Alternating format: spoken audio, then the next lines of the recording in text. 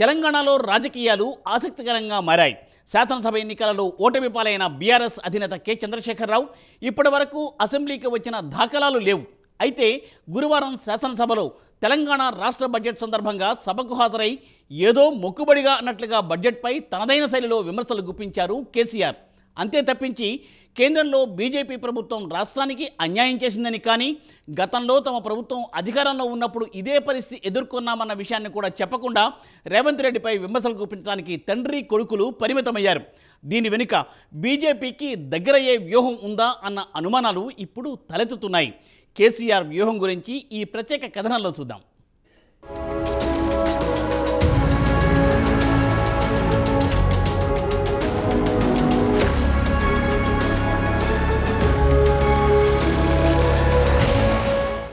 Delhi liquor స్కామ్లో BRS chief Kalvakuntla Chandrashekar Rao కూతురు Kalvakuntla Kavitha arrest అయి ప్రస్తుతం తీహార్ జైల్లో రిమాండ్ ఖైదీగా ఉన్నారు. మనీ లాండరింగ్ కేసులో ఆమెను ఈడీ మార్చి 15న అరెస్ట్ చేసి ఢిల్లీకి తరలించింది. అప్పటి నుంచి ఆమె బెయిల్ కోసం శతవిధాలా ప్రయత్నించినా ఎలాంటి ఊరట లభించలేదు. ఆమె అరెస్ట్ అయి సుమారు 130 రోజులు దాటిపోయింది. ఒక పక్క ఆమె ఆరోగ్యం రోజురోజుకు క్షీణిస్తోంది. జైల్లో ఆమె సుమారు 10 కిలోల బరువు తగ్గారన్న వార్తలొచ్చాయి. దీంతో ఆమె కుటుంబ సభ్యులు తీవ్ర ఆందోళనకు గురయ్యారని వార్తలు వచ్చాయి. కవిత భర్త అనిల్తో పాటు బీఆర్ఎస్కు చెందిన సీనియర్ నాయకులు, మాజీ మంత్రులు కూడా జైలుకు వెళ్లి ఆమెకు ధైర్యం చెప్పి వస్తున్నారు. అయినా ఇప్పటి వరకు కేసీఆర్ జైలుకు వెళ్లి కూతుర్ని పరామర్శించలేదు.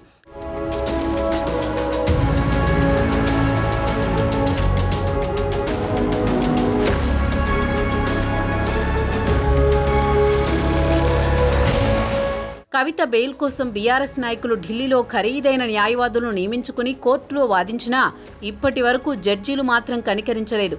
ఆమె బెయిల్ను పొడిగించడం తప్ప బెయిల్పై విడుదల చేయడానికి నిరాకరిస్తున్నారు. జైల్లో డెంగీతో బాధపడుతున్న కవితను ఢిల్లీలోనే ప్రైవేట్ ఆసుపత్రిలో చేర్పించి చికిత్స చేయిస్తామని కోర్టులో పిటిషన్ పెట్టుకున్నా పిటిషన్ను తిరస్కరించారు జడ్జి.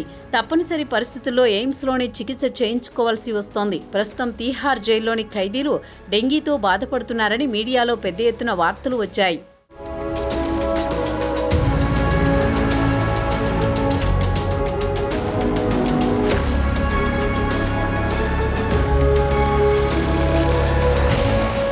ఇక తెలంగాణ బడ్జెట్ 2024-25పై తెలంగాణ మాజీ సీఎం కేసీఆర్ ఘాటుగా స్పందించారు. అసెంబ్లీలో మీడియా పాయింట్ వద్ద మాట్లాడారు. కాంగ్రెస్ బడ్జెట్ అన్ని వర్గాలను మోసం చేసింది, అందరినీ వెన్నుపోటు పొడిచిందని విమర్శించారు. ఇది రైతు శత్రు ప్రభుత్వం, ముఖ్యమైన పథకాల ప్రస్తావన లేదు. గొర్రెల పంపిణీ పథకం, దళిత బంధు, రైతు భరోసా తదితర పథకాలకు కేటాయింపులు ఏవని నిలదీశారు. రైతులను పొగిడినట్లే పొగిడి వెన్నుపోటు పొడిచారు. కథ చెప్పినట్లు ఉంది తప్పించి బడ్జెట్ పెట్టినట్లు లేదు. కాంగ్రెస్ సర్కార్ ఏర్పడ్డాక 6 నెలల సమయం ఇవ్వాలని అసెంబ్లీకి రాలేదని వివరణ ఇచ్చుకున్నారు.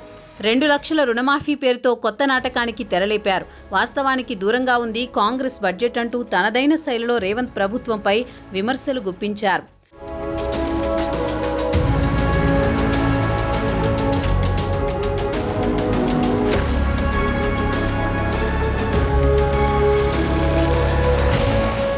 ఇక కేసీఆర్తో పాటు కేటీఆర్లు ఇద్దరూ కలిసి బడ్జెట్ను అడ్డం పెట్టుకుని రేవంత్పై విమర్శలు గుప్పించారు. కేంద్రం నుంచి రాష్ట్రానికి న్యాయపరంగా రావాల్సిన వాటాను దక్కించుకోవడంలో రేవంత్ విఫలమయ్యారని దుయ్యబట్టారు తప్ప కేంద్రంలోని బీజేపీ ప్రభుత్వాన్ని తండ్రి కొడుకు పల్లెత్తు మాట అనకుండా జాగ్రత్త పడుతున్నారు. వాస్తవానికి బీఆర్ఎస్ దశాబ్ద కాలం పాటు అధికారంలో ఉన్నా కేంద్రంలో మోదీ ప్రభుత్వం ఒక్క రూపాయి కూడా రాష్ట్రానికి కేటాయించలేదు. ఆ విషయం కేసీఆర్తో పాటు కేటీఆర్కు తెలుసు. దేశంలోని ఏ రాష్ట్రానికి ఆర్థిక మంత్రి నిర్మలా సీతారామన్ నిధులు కేటాయించలేదు. కేవలం ఏపీ, బీహార్కు తప్పించి. కేంద్రంలో సంకీర్ణ ప్రభుత్వంలో బాబు, నితీష్ కుమార్ భాగస్వాములు కాబట్టి విధిలేని పరిస్థితుల్లో ఈ 2 రాష్ట్రాలకు నిధులు కేటాయించాల్సి వచ్చింది తప్ప మోదీకి ఇటు బాబుపై కానీ అటు నితీష్పై కానీ ప్రేమ లేదు. పొలిటికల్ కంపల్షన్ తప్పించి.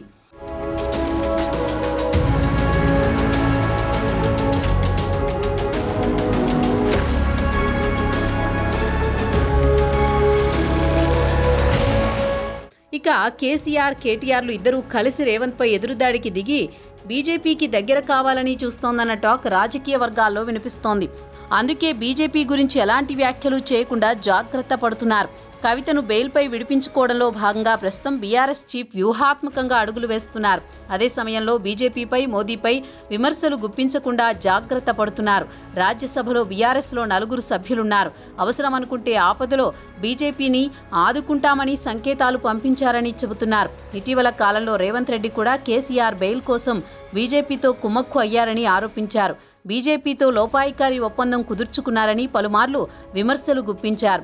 జైల్లో ఉన్న తన బిడ్డను విడిపించేందుకు కేసీఆర్ తెలంగాణ ఆత్మగౌరవాన్ని బీఆర్ఎస్, మోదీ కాళ్ల ముందు తాకట్టు పెట్టారని విమర్శించారు. బీఆర్ఎస్ ఓట్లు బీజేపీకి మళ్లించారని రేవంత్ ధ్వజమెత్తిన విషయం తెలిసిందే.